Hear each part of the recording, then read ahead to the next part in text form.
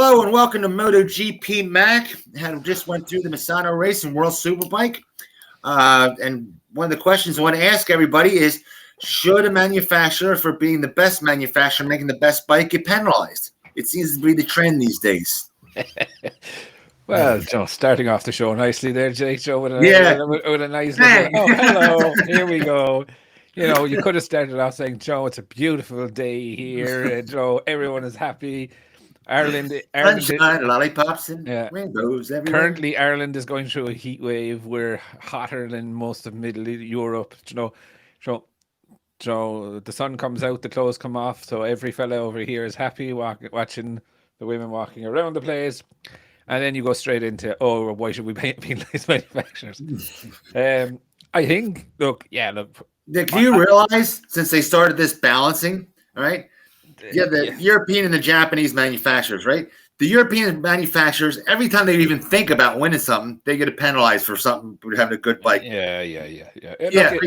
Aprilia's got hit 3 times. Ducati's got hit twice. All right. Kawasaki got hit once and they repealed it. Right.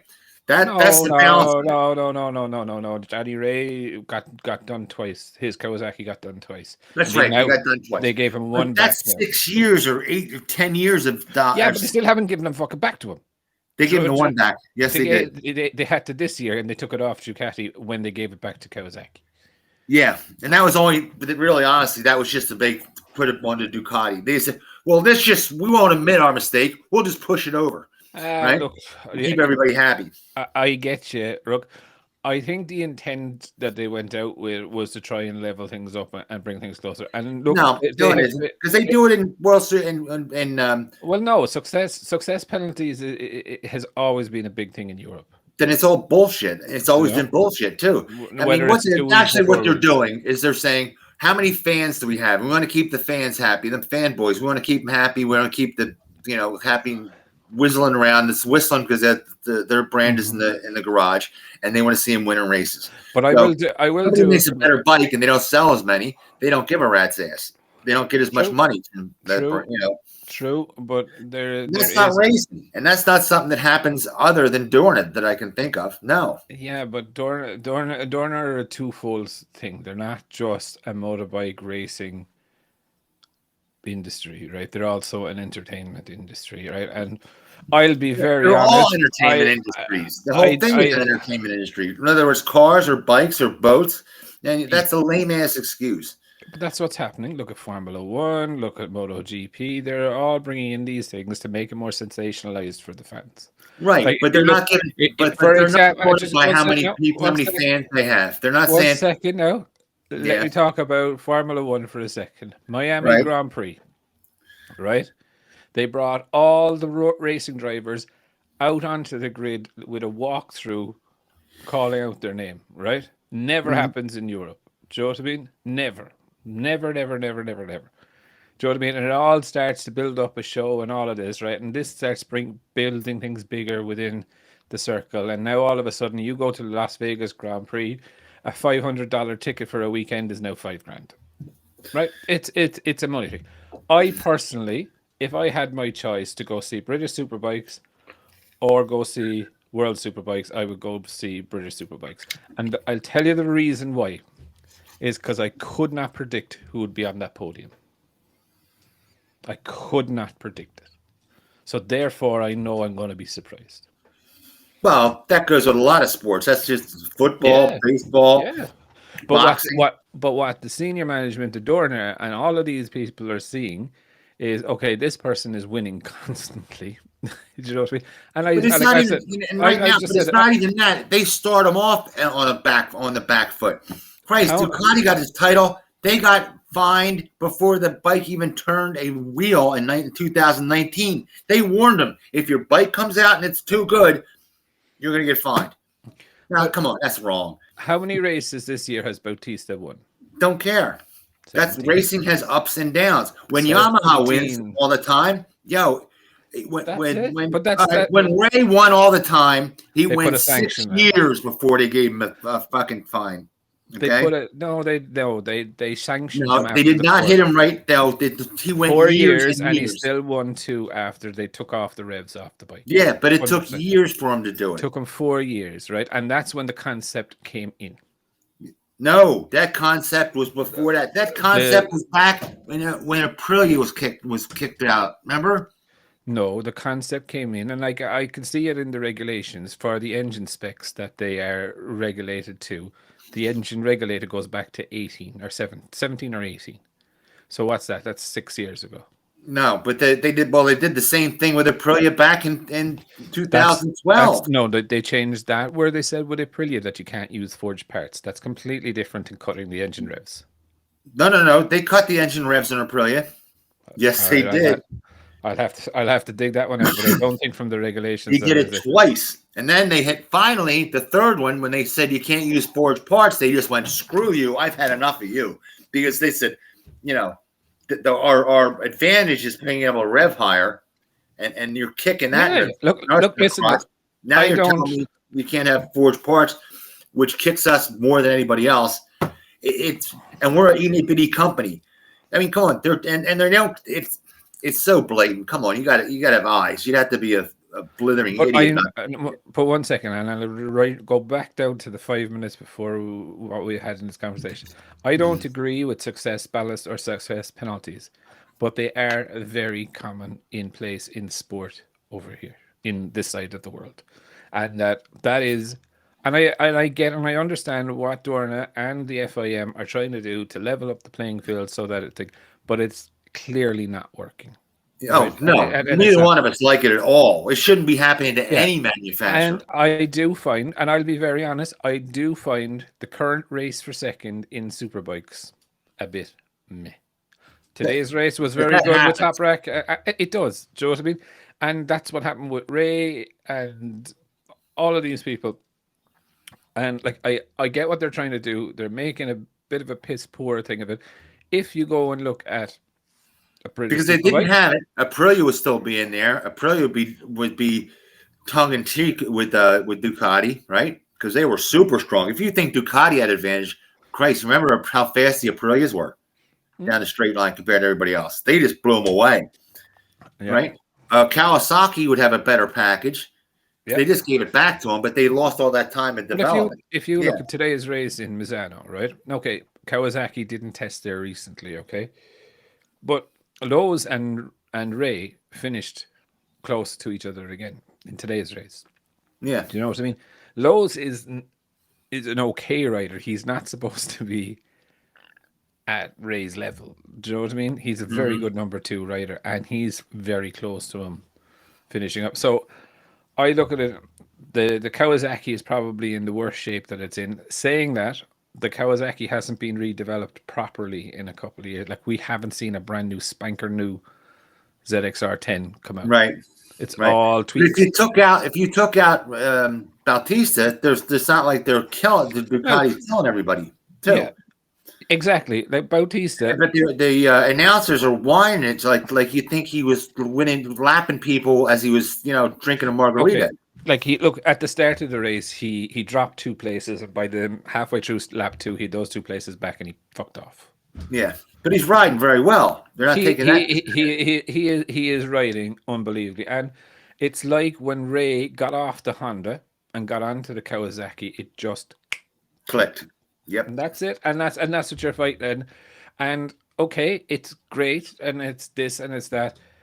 But how would you say? It's like going to a boxing match already knowing who's going to win. Yeah. And it's a bit of an anticlimax, right? Yeah. And what you will see, and this is why Dorna do it, and what you will see is that towards the end of it, the numbers will fall because Bautista will have everything wrapped up, and it'll be handbags over the minor places, let's just call it. So I get it. I don't like it. They're making a balls of it. Now remember, they're making it worse, is what it does. This is also the first year without Scott Smart, who made the balls of most of it. Let's be fair and honest. Yeah. Okay. So, but I suppose Bautista is going to be testing the GP 22 or 23. I'm not sure which spec he's going to ride in the next couple of weeks. Delaney said, This is just how would you say, a ride just to be, a thank you ride more so than anything else. Because I did find it very weird in Le Mans how they chose Petrucci over what's his name? What's his name? Alvaro Batista.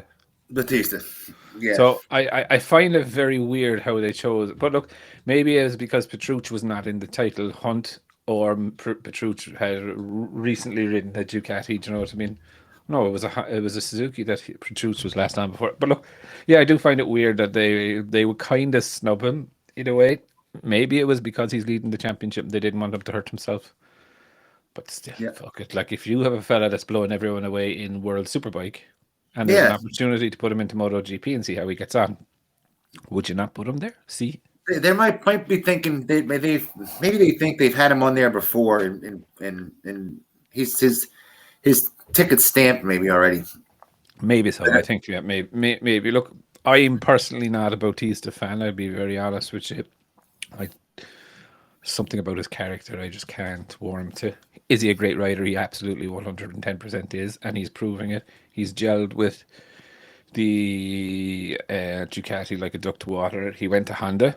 He kind of showed that it's not him that excels, it's both the bike and the package. He came back to Ducati and he's excelled again, to be very fair with him. And what's going on with both Honda and BMW and World Superbike? Well, they should be kicking ass with that frame the adjustment of frame allocation. Well, I tell you this, right? Scott Redding is absolutely fucked. Yeah, fucked. Look who's that? Tom Sykes, who was on a BMW last year, to be fair, got dumped out of Petrucci. Or no, he wasn't. He was in. Tom Sykes wasn't even on the grid last year. He was on a PBM. He was in. Mm-hmm. Then he was on a Kawasaki, and then he's taken over from Mickey Vandermark again. Yeah. And he beat Scott Redding on his first run out. Yeah. And where's the big weight scream from Redding? Oh, that's because he's so small. Well, guess what? Guess he jumped on there. yeah. Beat you. Like the other big guy. Yeah, look, Tom is a world champion. He's of a great standard. Is he at that age anymore? I don't necessarily think so, but it's pretty poor from Scott to be where he is now. But they both got their asses handed to him by Gerloff, who is on not a factory supported BMW. Right. So they both got their ass kicked, personally. But it's okay for Sykes, new to the bike. Do you know what I mean? Because it is a completely new bike. I just watching here now as well, John McGuinness being interviewed just before blast off of the Superbike race in the Isle of Man TT. Yeah. So if you see me looking down, that's what I'm looking at. Okay. They're about Isn't he in the super seniors by now? Christ, I think they're going to give him a cane. Fuck it, I tell you something, boy. I wouldn't do what he's doing at 21. He's 51, and fuck me, with big balls. Yeah, and they ring as he walks. Yeah.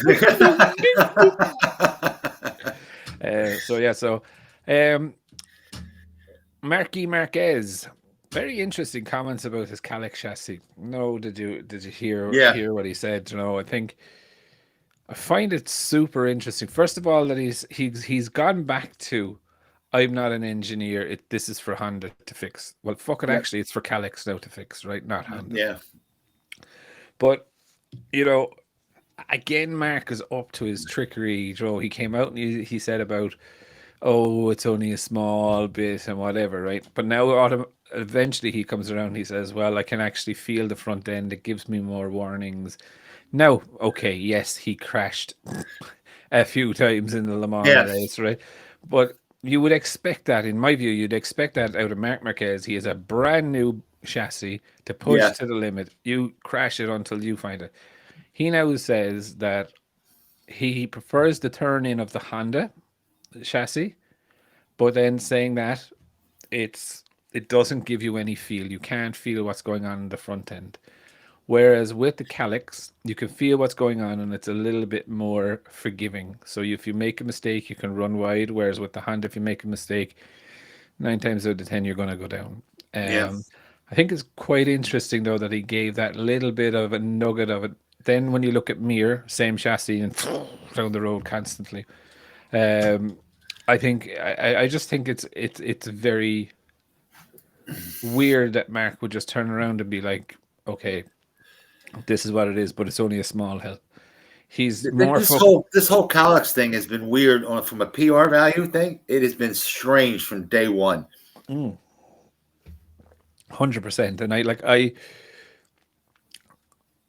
And for me, Pooch let the cat out of the bag a little bit in saying that this has been going on. And I personally think the day that they tested the rear swing arm and it worked, they signed the fucking check to say build us a chassis.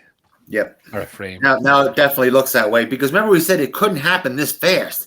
And Alex said it can't happen that fast because we just can't build them that fast, right? Yep. So you said, well, then you had to have it a while back, you know? So, you know. Yeah. No, look, it was interesting to see. I will be honest. In that situation, when a company's down like that for PR value, they'd be shooting it out of skywriting with it. We have a new chassis, well, you know. Yeah, but I think how about I would think about it this way, right? That they're looking at it like heroism, right? So if they went out and said, "Oh, our chassis is not really working, we've hired a company in to help us with it," do you know what I mean? Yada yada yada, and then the company make a complete balls of it. Right. Then they look stupid. Where if they bring it in, the chassis works. Like, who says? Well, like, do you remember? Like, we couldn't get a picture. We couldn't get a picture of that chassis, but I can guarantee you that chassis was out testing in Japan. It was out testing in other tracks, but maybe Japan first. Then it went to the European tracks, and then we saw it.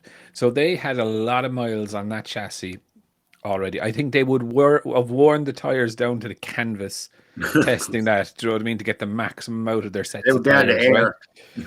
So now that the chassis has come out and it works, they look fucking, oh yeah, we got Calyx, and it looks like, oh, this was a brilliant fucking move altogether. Do you know what I mean? Rather than blow your load a couple of weeks early, say, oh yeah, we got this. Do you know what I mean? It comes out and it folds in half. Do you know what I mean? Then you look really, really stupid. And it's just, look, for me, I'm just like going, yeah, and I'm actually genuinely delighted to see Honda, the progress they're making. It's not fucking rocket progress. No, it's not. It's a piece of a puzzle. Like I said, they have to go get another manufacturer to do the aero now. Exactly. But what's wrong with that? Do you know what I mean? I like Formula One teams use opposition's wind tunnels because they don't have it, right? Right. So, you know, how the staff of that wind tunnel, how are they not going to turn around and say, well, Ferrari were in here the other day and they had this kind of point on the wing, and by the way, there's the air.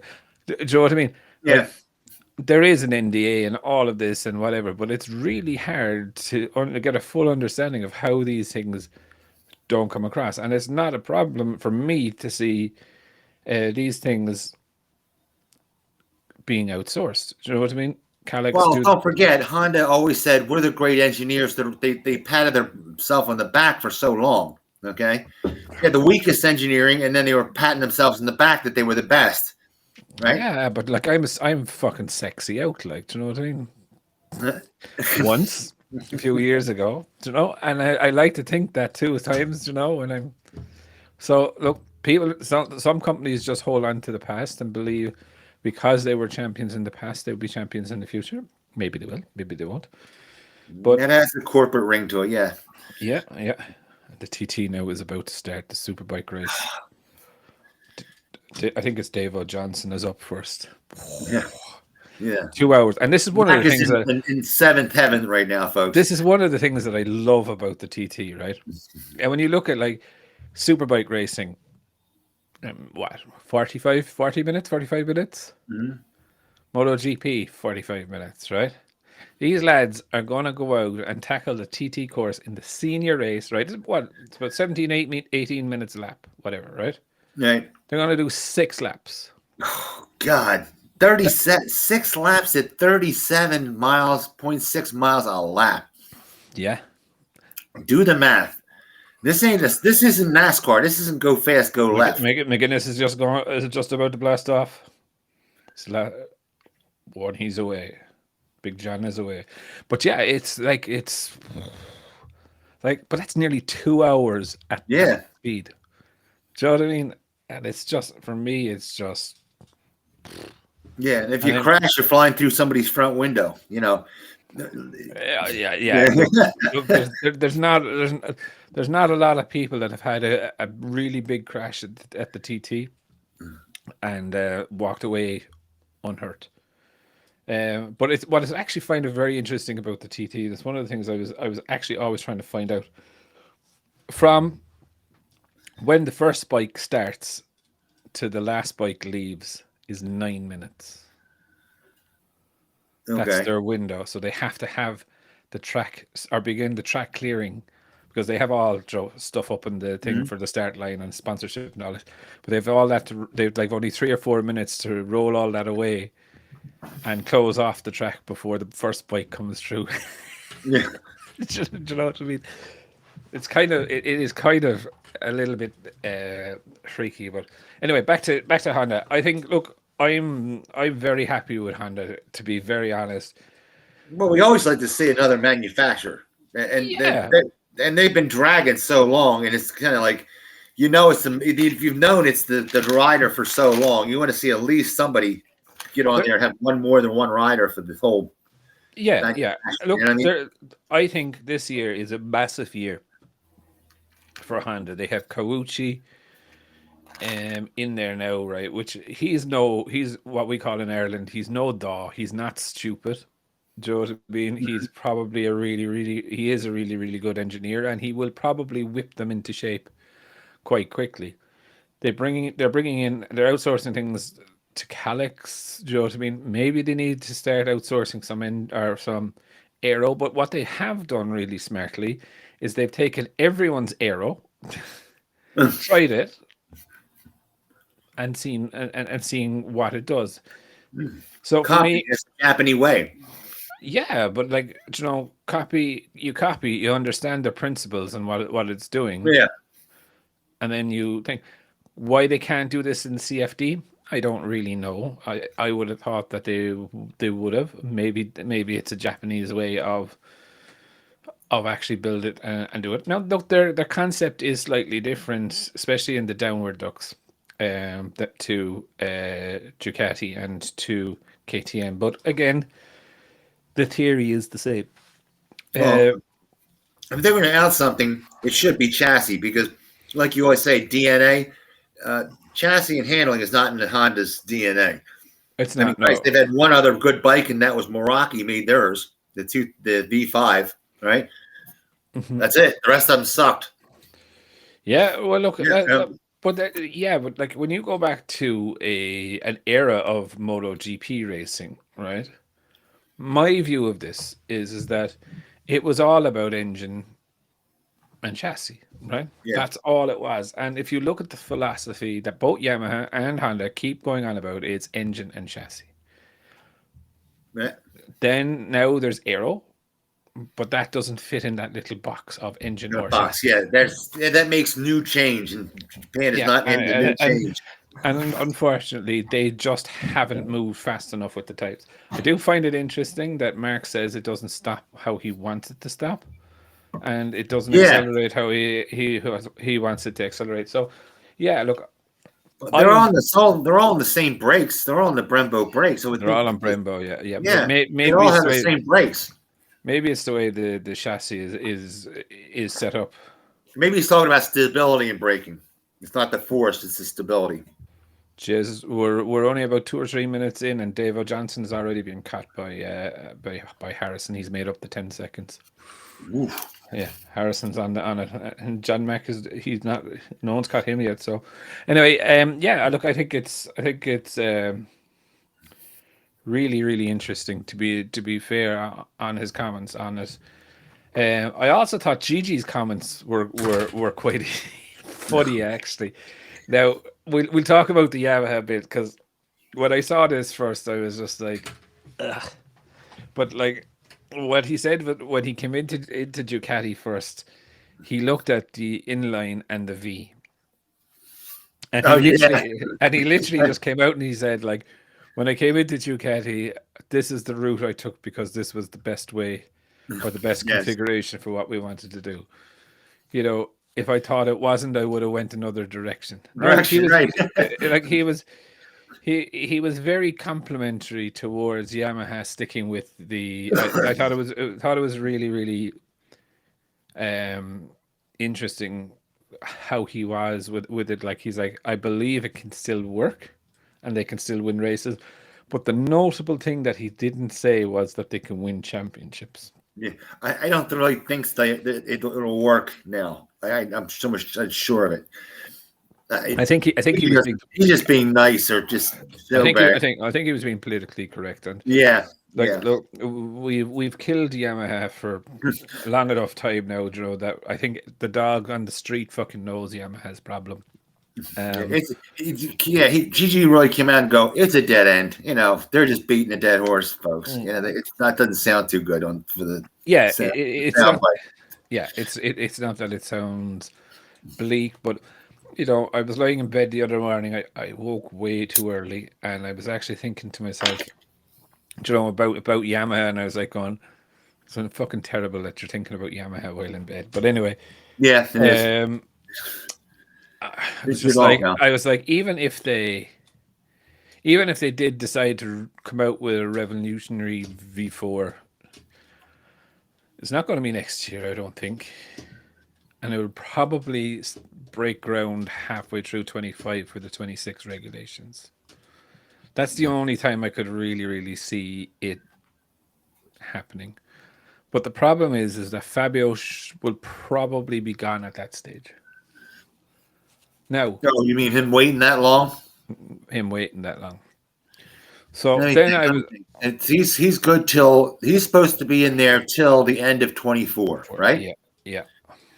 So if they if they clinch him onto another 2-year contract early, because he needs the money, we're talking about that. He's pisses away money like it's water. They might be able to grab him still. I don't know. Like, then the other side of the coin, do you want to... Okay, so you're going to develop a bike or a new concept of engine in 2026. Do you want a fast rider on it, or an alien, or a test rider? And what I mean by a test rider is not an alien. Do you know what I mean? Yeah. Like, it's very hard for me to kind of put into what I was thinking, but it's more or less kind of the way. Are they going to say, okay, 25, 26, and 27 are going to be development seasons of V4? And then, like, would you sign a Fabio Quartararo and pay him hundreds of millions or whatever it is? Yeah, they would. They would. They're big enough to afford it. One. Yeah. Two, that's what they're used to doing. They're used to going out and buying the best rider. They are, but they got make up any difference. They're used to not having the best bike, but having the best rider. So that's people go where they have it. Then they'll do. I don't know though. I don't know. Like, especially though when they're changing a complete concept, is that a waste? Are they going to be worried about wasting money? Because what you're saying, like what you're saying is correct, right? They're used to buying the rider. But if you're going to say 3 years that we know that we're not really going to be competitive because the bike mightn't be good or this, that, and the other. Now, I know this is many years ago, but they did it with Roberts, right? Roberts senior started out with the crappiest bike. They didn't change it one iota in 3 years when he won those titles, and they kept him on. Yeah. No, look, I just find it very interesting to see what they'll do. I missed the old... So Michael Dunlop is leading from Hillier, Harrison, Coward, and Dave O'Johnson. Where's McGuinness? Oh, that's Speed Trap, sorry. My bad. But yeah, look, I just find it very interesting that they're doing it. But yeah, the other thing then on GG was talking about Mark and would he leave and would he not leave, and like I think he's right that he won't leave to go to a non-factory team. Now he was also very quick to say, that they're very happy with their team, and I think every team manager needs to say that. Yeah, I know. But like I did find it interesting. Now he had to answer the question because he was asked the question. But I just think it is very interesting that it hasn't really gone away about Mark going to Ducati, no matter what Gigi says. And Ducati want Mark, not just for, like I said, not just for an offensive, for to have him ride from an offensive angle, but a defensive angle, so he isn't riding somebody else that'll beat him.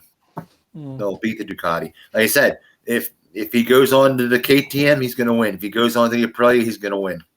So you better get a hold of him.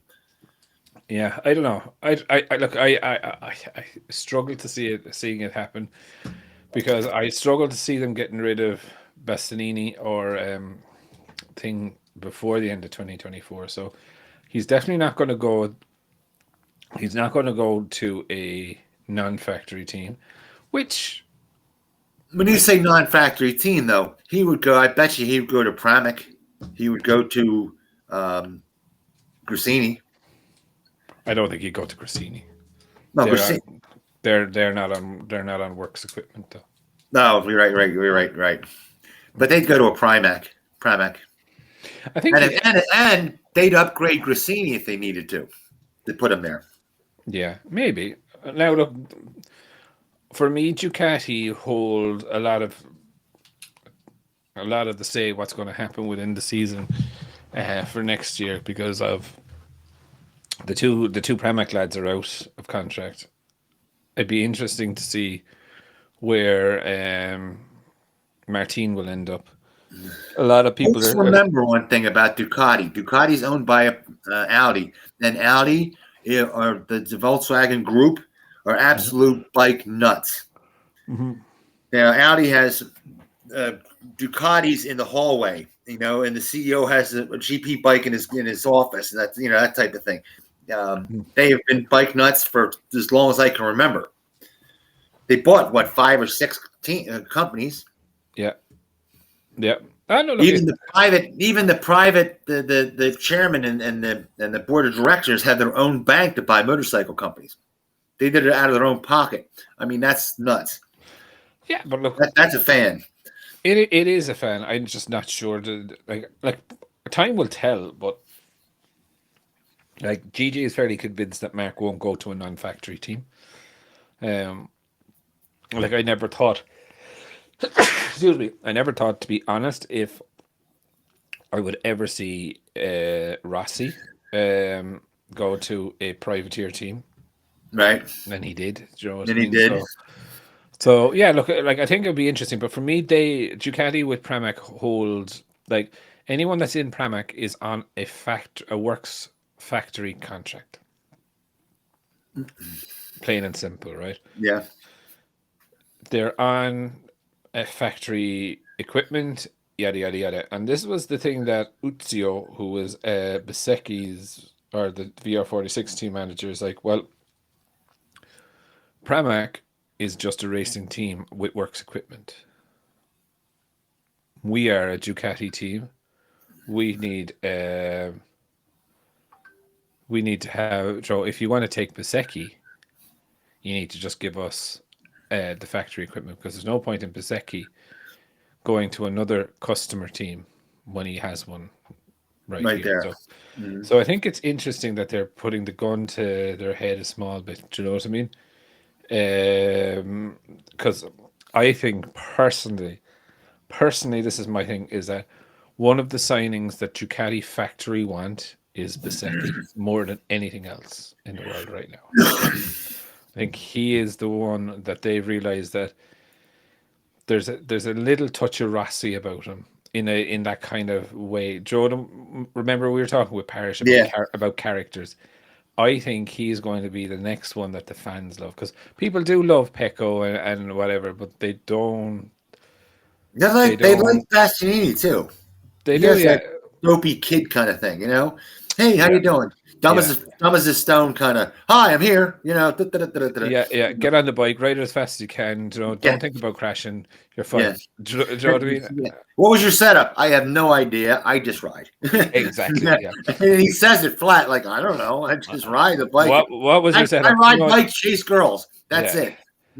What was your setup? I don't know, but it worked. Yes. That's it. Or I don't know, it didn't work. We need to change something.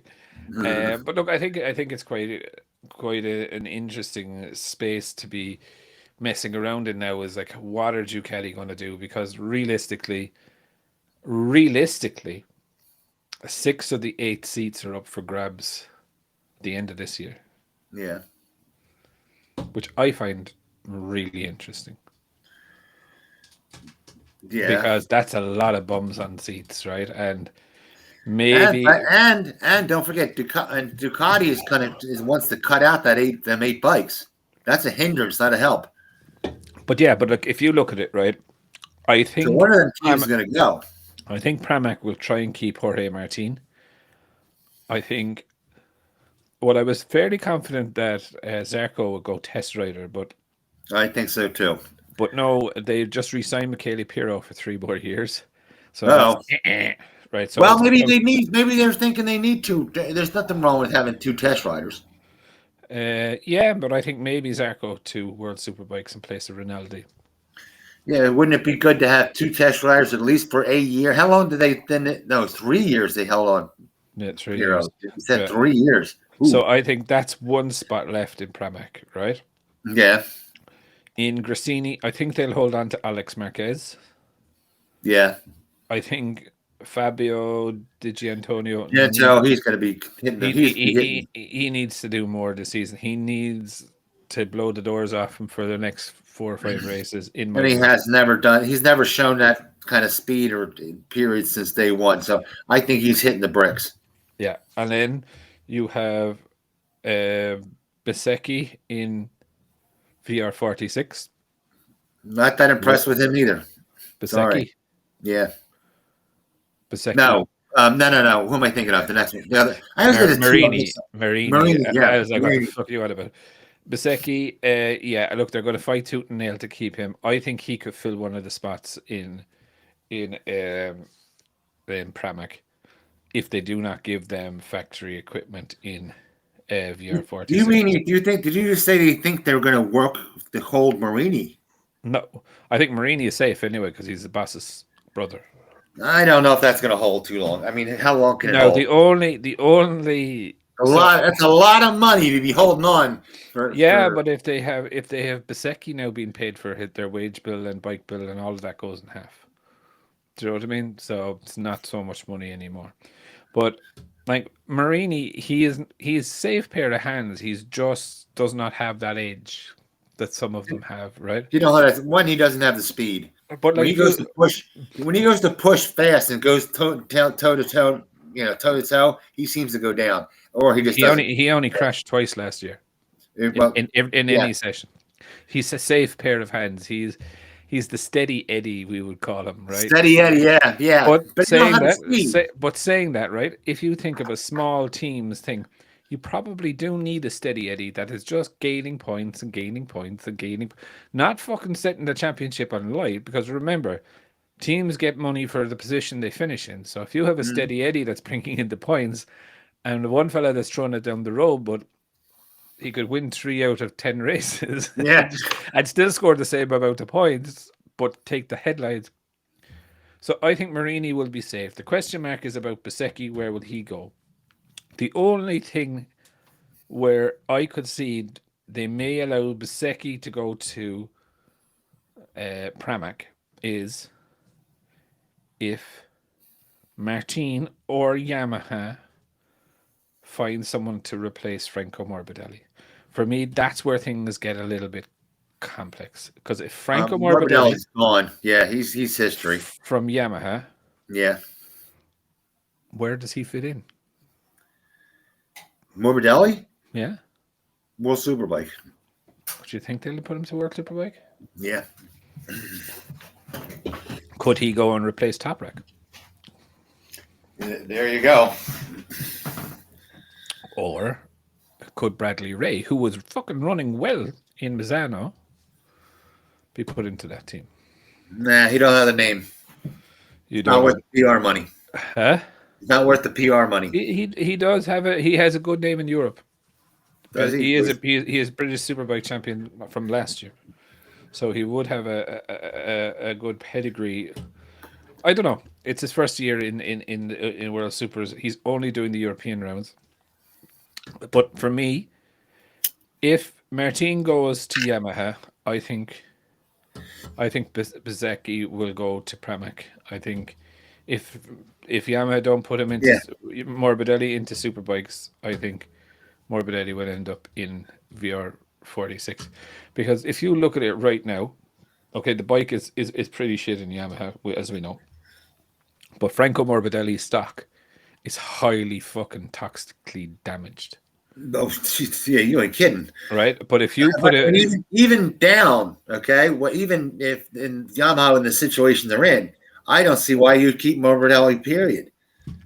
Yeah, but... They need a good rider. They need somebody who's a good base rider to develop a bike. That's not him. Yeah, I get you. No, look, I just think it's just kind of interesting because, like, for me, that's the linchpin. Like, what happens then with Morbidelli? I think personally, this is what I would think is that if there's a spot available in VR46, they will put him into that to rebuild. Morbidelli was in Misano today too. Did you notice that? Well, yeah. Well, it's only around the corner from the ranch. No, it was like 7 miles. Yeah, 7 miles. I wonder why I had a few guys there too. I'm like, man, that place is there. Very popular World Superbike round. So from Travuglia, where the VR46 are Rossi's hometown, and the ranch is 7 miles from Misano. So that's their playground. Let's just call it. So I find it. That's the bit that I find fascinating. Is Pramac Ducati is going to be the linchpin to whatever happens, for the main part. I think Gresini, I'll find it very interesting to see what they will do. Will they hold on to Fabio Di Giannantonio? Like, he's not shining like a diamond in a goat's ass, but he's not doing bad either. Do you know what I mean? He's not fucking it up the road every week, and so. Yeah, I just find a whole lot of it really, really interesting. What will happen, but yeah, I just can't wait to see, because like realistically, they've said between Mugello and Sachsenring, Ducati want to have everything, and their riders locked down. Now, speaking of people that are not changing riders, Aprilia. So they said that I'm surprised that they came out. Jesus, I can't believe that. That shook me. I was just dumbfounded on that. Yeah, I was a little bit taken aback by it. And no, it's not that I'm biased against Raul, but I am. I know you are. Look, I get and I get it that Razlan campaigned an awful lot to have Raul in the team, right? But the way Massimo Rivola was talking was that there was a lot to do with Aprilia's say in who was in that team.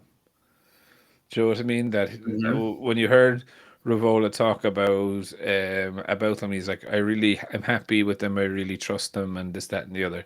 He never brought up that he trusts Razlan's decision on his riders. Do you know what I mean? Or he didn't phrase it that way, but he phrased it that he trusts the riders, and they're all doing well. Like Aleix has been very open and public with it. He's like, if I start next year and I'm running well, and they offer me a year's contract extension, I'll take it. Do you know what I mean? if I start next year and I'm not so well, then I'm quite comfortable to retire. Which I thought like is a very sensible way. Maverick is, I don't know. I like Maverick and I want him to do well, but then he comes up with some fucking stupid things like, what was it? His next one was like, "Oh, I want to win, or I think I can win in Mugello," and all of this. And you said that the last fucking 3 races too. I know. And there's no rider on that grid that doesn't think that they can win. Well, okay, maybe a couple, but you know what I mean. Yeah, they should at least have that attitude. That's normal, right? Exactly, but it's just be a bit real as well. You know what I mean? Yeah. And then, Miguel Oliveira.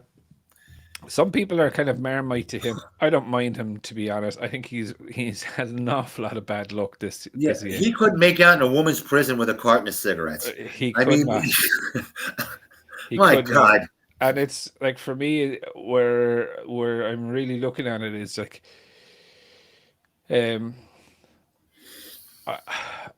I think something out of his last 14 crashes that he's had, 11 of them he's actually been taken out or something. There's a stat going around, like, do you know what I mean? He's like a fucking magnet to these things, right? But he needs a Lucky Strike sponsorship with a big, with a big dartboard thing on his back. Yeah, exactly. But I think once he hits his stride, I think he will be okay. Like the season's probably written off for him.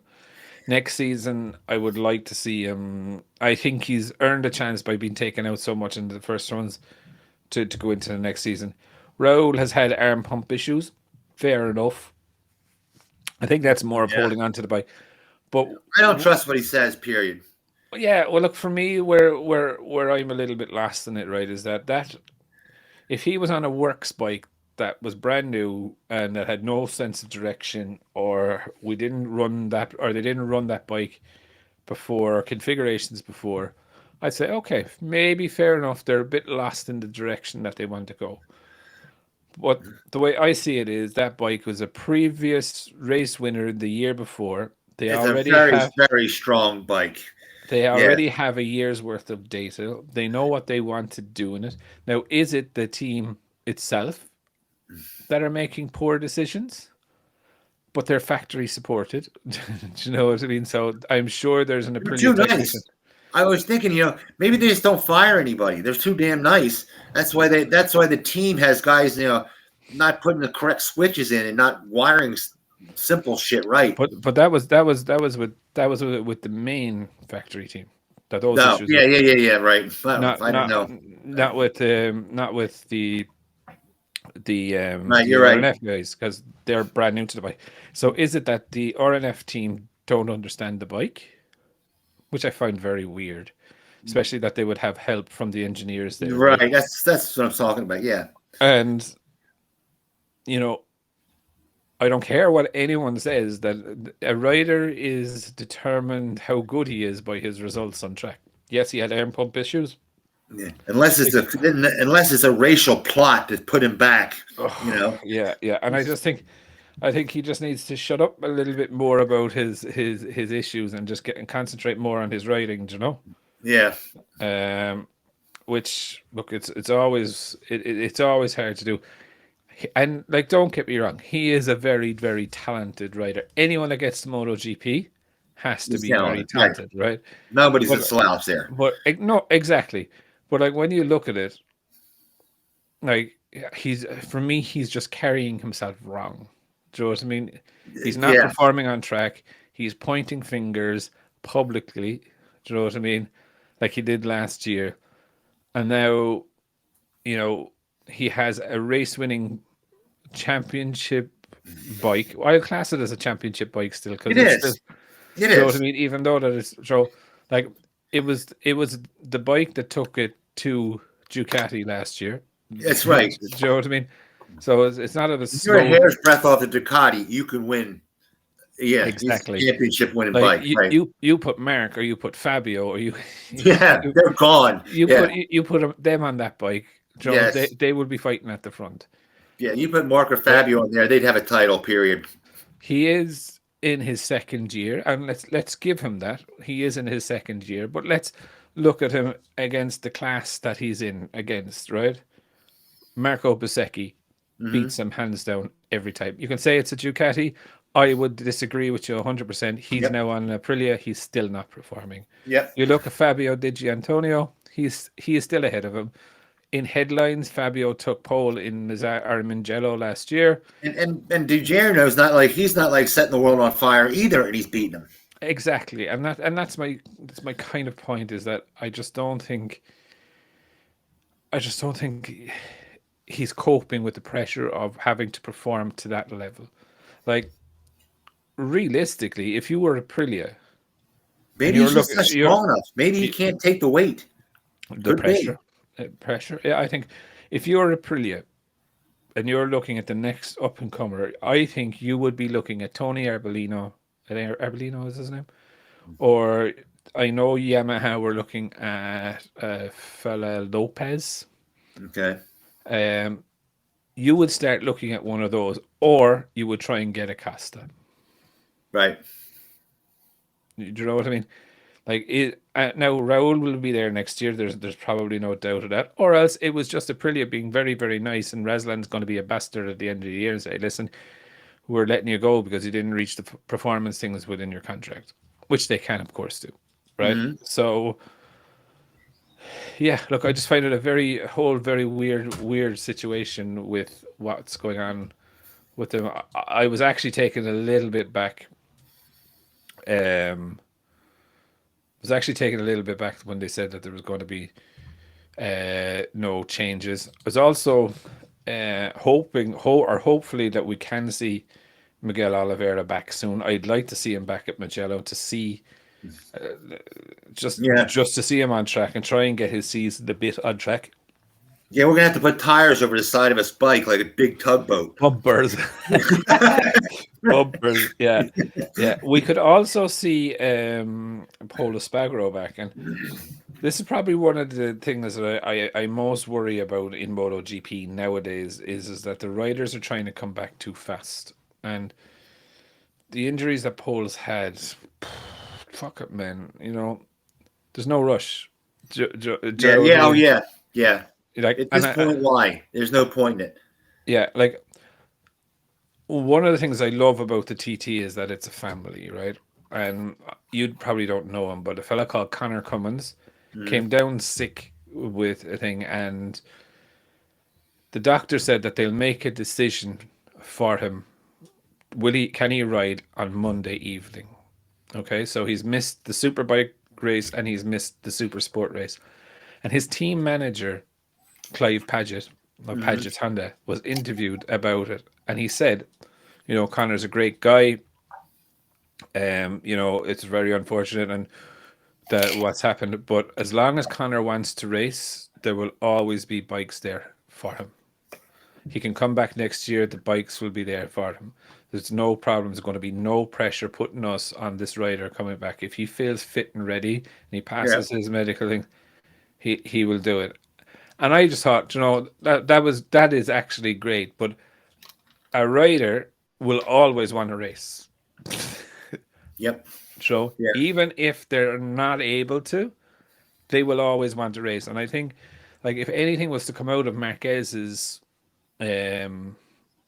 injury, right? Remember, he got the arm bolted back together. Right. He turned up at the next race the week after, and he caused an awful lot of damage to his arm. Now, I know he had the window incident as well and all of that, right? But that rider should never have been, even though that the arm was bolted together and he was able to do the push-up or whatever it was, he should never have been there. No. Right? And for me, it's probably the same with Polo Spagro, is that he's had a massive fucking shunt. Massive. Oh God, yes. Yes. So fine. He's lucky he's walking around. They should be to him like, listen, look, do the next test, or give him special availability that he goes and does a test on last year's bike or whatever. Do you know what I mean? Because they're currently not running a 22 bike; they're all running 23s. Do you know what I mean? And say, do 10 laps, and we'll talk to you after. Right. Do you know what I mean? And you know how a spine is. A spine, shit can pop up later. You don't really know how healed it is or how the situation you're at for a while. Yeah. So I think Dunlap has just broken the lap record. Again? Yeah, I think he's up. Yeah, I'm not 100% sure, but he's on it anyway. But yeah, I think we need to have a bit being a bit more strict and have a look at what exactly does fit mean. Does fit mean that you can hang on to the bar or close your hand, or how many fingers the doctor is holding up, or is it like fit that they run? Even if they put you on a super bike, or not a super bike, but you know what I mean, a practice bike, and have a medical doctor there with you, and you run 10 laps, right? And you see exactly how you are. Do you know what I mean? Raw, naked, drove in full of sweat as you get off the bike. How is everything? Okay, now we're going to wait 20 minutes till the adrenaline shoots away, and we'll see how you go. But look, I just think, I just fear for Polo Spagro coming back a little bit too early. Is there more of an agenda that he sees his teammate doing well? Yeah, and is afraid that he's going to be outshone, even though that he has a 2-year contract, and his teammate has a 2-year contract, so he will be there. Which brings me to my last topic of today. What are KTM or /GasGas going to do? By the way, before you jump totally off it, I wanted to say something. I don't know if Marc Marquez, with his dopey kind of answers with the Chalice chassis, has he already decided he's gone somewhere? Is he already have in his head, I'm going to go this manufacturer? So yes, it doesn't sound like he's staying. There was a comment in one of the comments saying that Pit Byra said that they weren't speaking with Marc Marquez or poured cold water on the talks. So I'll address that straight away. That's exactly what Pit Byra would say if they were talking. Yes, of course. Right. Because they couldn't leak to the fact that they were talking, because Honda would probably have something within the contract to say you can't start talks till X date. Do you know what I mean? Right, exactly. So look, that's where it is. I think for me, if Marquez goes anywhere, then the common sense place is KTM, due to the Red Bull backing, and I think Red Bull or KTM are in a bit of a pickle, because they have Miller, they have Binder, they have Polo Spagro, and they have Augusto Fernandez. I think Fernandez. Yeah, that's what they're going to say. Who? If Marc Marquez wants to sign the contract, they're going to say, "Who's that guy?" Don't know. I think I have no idea who it is. I think Polo Spagro would be more in line of that, but they also have Acosta. Okay. Who people are calling the next Marc Marquez. That's the hype around him. Yeah. So I do find it very interesting what way or what they will do. Now, there's been rumors that Husqvarna and all of these have come up, or MV, because KTM now own. I can't see them running 6 bikes next year, to be honest. From KTM, that's MV would be the logical. It would, but I can't see them bringing on another team. Oh, okay, yeah. It's a massive expense. Do you know what I mean? So look, KTM is pretty big though. KTM has a bigger budget than Ducati does. They do. You're right. They do, but Ducati are getting paid to run those. Yeah, they're getting paid to run everything, right? Or say 4 of those 6, right? Yeah, but who's to say Ducati, who doesn't want the 8 bikes, right? Mm-hmm. More work than data they're getting, isn't going to say, "Hey, I'm cutting back," and then KTM picks up the filler money, the grid filler money. The only Ducati that's out of contract, huh? The only Ducati that's out of contract, or the Ducati team that is out of contract this year, is Gresini. Okay. So. Right, and I think we're at our limit of bikes, aren't we? No, I think we could have another 2. But basically, yeah. Look, I think there's not enough time to set up a complete brand new team to do it by the end of for next season. Does that make sense? Because they would have to set up a team, a branding, and whatever. Do you know what I mean? I think they could do it. They'll do wonders. Unless there's a restriction on it, some type of time restriction on it, they could do it. They'll work 24/7 to put them in there, like they used to.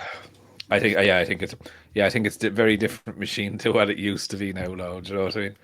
But look, I'd stand corrected if they did, but I highly doubt that they will run 6 bikes. I highly doubt they'll bring in another. I won't call it a manufacturer. What you call it? Like it is. It's MV is not going to run anything. MV is a spot. They're like a big dealer. You know what I mean? I'm just gonna call it a title sponsor. Yes, a title sponsor. Yes, a branding. This like gas. Yeah. So look, I think it's quite interesting. I think it would be. Gas means scooters, folks. I mean, they don't really run MotoGP. Well, no, Gas are world champions multiple times over. Who? Gas. Yeah, they're trials. The trials. Bikes. Yeah, trials but still, that's not their forte. And motocross. They're fairly handy at motocross too. Right. But yeah, look, it's for me, it's interesting. I don't know what is going to happen with it. Right. Yeah. So with that, I think we will exit and go watch the end of the Superbike on Isle of Man TT. Isle of Man. That's it. So look, thank you very much again, Jake. Well, I want to give a shout out to Motoplex in Westchester, my Aprilia dealer. Mm-hmm. They're putting in a radiator thing for me. The job used to be so easy. Now with all the damn buttons arrow on it, it takes 5 hours to put a radiator guard on. Oh, well, how bad? Right, well, look, goodbye from sunny Ireland. I will see you again next week, and shall we be chatting during the week, no doubt. Don't forget to catch up on the TT, everyone. It is TT week. So subscribe, will you? Go on. We need some more subscriptions. Remember, you hit 10,000, we're going to give away a helmet somehow. Somehow, some way. All right. See you all next week, and peace out. Hasta la vista.